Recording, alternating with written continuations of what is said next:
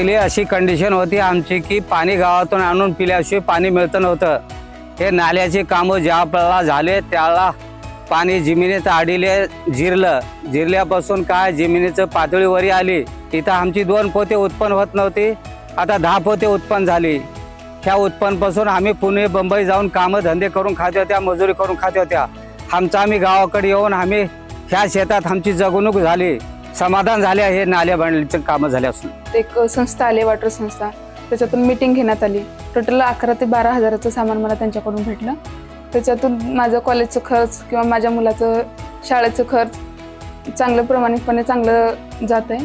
Water संस्था एक अशी संस्था आहे की महिलांना त्यांच्या स्वतःच्या पायावर थांबण्यासाठी हेल्प करते।